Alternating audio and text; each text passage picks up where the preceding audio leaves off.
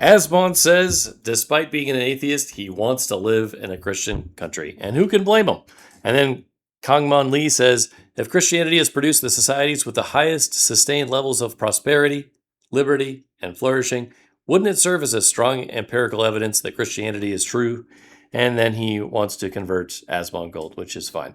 And down below it says, whether you believe in God or not, you can't deny the objective fact that Christianity is the most conducive to individual and collective human flourishing, which is true. Many atheists, from Murray Rothbard, who wrote Economic Thought before Adam Smith, great book that says that the concept of Imago Dei, the Catholic scholastics, and the Protestant work ethic are basically what built the West. And I think there's a lot of truth with that. So from Murray Rothbard to Richard Dawkins, many people are highly supportive of the Christian philosophy.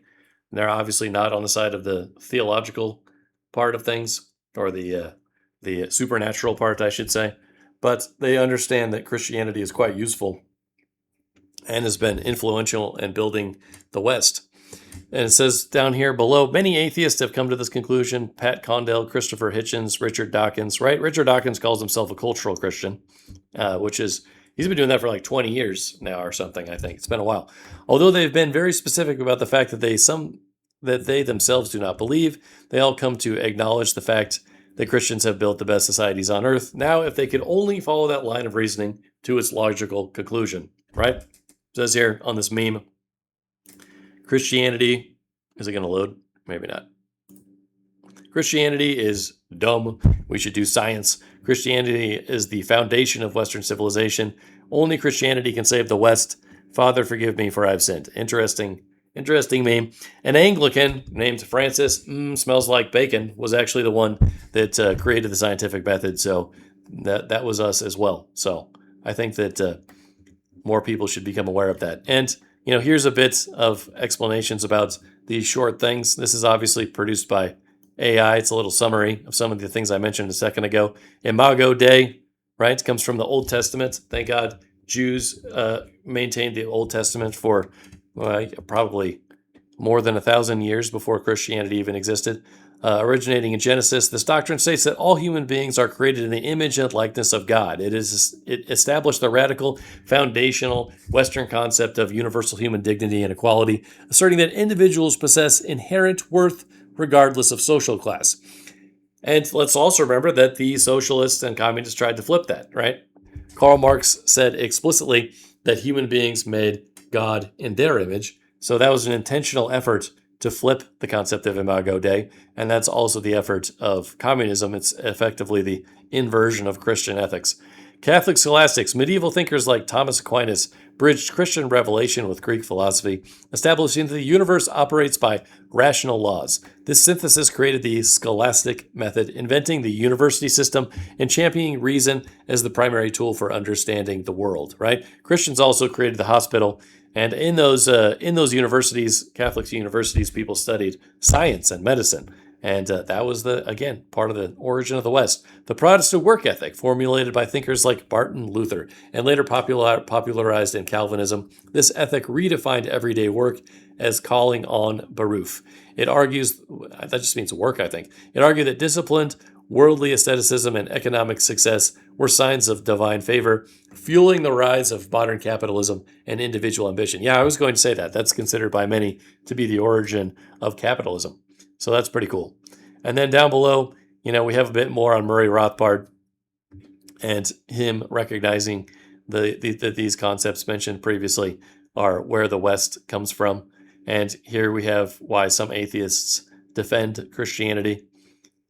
Because, a lot of atheists, from Rothbard to Richard Dawkins to now Asmongold, understand that these ideologies are useful and that you just have a lot more freedoms in the West. We seem to be more willing to value the individual and support their rights to be themselves and pursue their own positive self-interest. Okay? And then the socialist alternative was an attempt to invert those things, as I said before, and reinvent humanity. And it failed miserably. A couple of the concepts that the atheists really glommed onto were eugenics and Lysenkoism. And I'm not going to get into the explanation of the differences between those two things, maybe for another video. But it was not good. They flipped the concept of Imago Dei, and they said, no, you don't have intrinsic value as a person. You're a product of your political identity, and if you don't have the right political identity, then you don't have a right to exist. And that led to the deaths of quite a lot of people. And they used eugenics and Lysenkoism as a path to salvation. And the salvation in their materialist world was a utopia, which is something like heaven on earth. And they actually believe that they can do it by using institutions and dictators to facilitate it. And it failed miserably.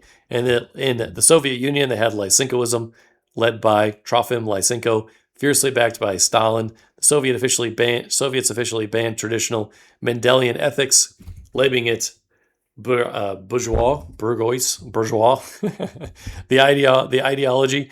Lysenkoism championed Lamarckian inheritance, the unscientific belief that acquired traits should be passed down to offspring. The trait believed that if plants, and by extension humans, were raised in harsh, competitive socialist environments, they could permanently alter their biological nature to become inherently selfless, which is ludicrous. I mean, they tried to reinvent seeds by deep freezing them because they thought, I forget the name of that theory. Maybe someone else can say it in the comments, but there's another theory that there is that they can just force this on people, right? That they can just force it on nature, right? Could you imagine deep freezing a human?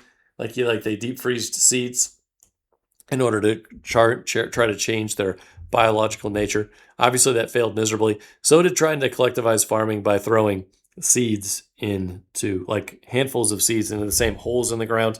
And then the Maoists took it even further in their attempts to create heaven on earth.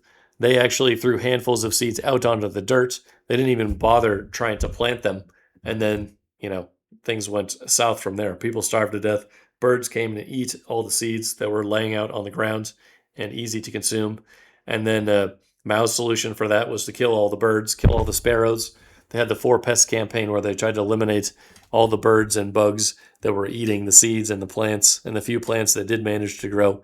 And that resulted in the largest man-made famine of all time. And atheists, other atheists, not the ones mentioned previously, sometimes don't recognize that their flawed ideology resulted in so many deaths, which is why I worry about the future and something similar happening down the road. Transhumanism is going to come, and biotech, and people are going to try to bring back some sort of eugenics maybe and try to reinvent humanity. So that's a major problem. And they also rejected in Maoist China traditional family units. All religion, they tried to ban it and replace it with the state, and it failed quite miserably, right? They accepted a blank slate that they could just reinvent humanity however they wanted to. And then down here, you also have some mention of state-driven eugenics, which was, I think, much more supported by the Nazis, and they were trying to reinvent their own religion.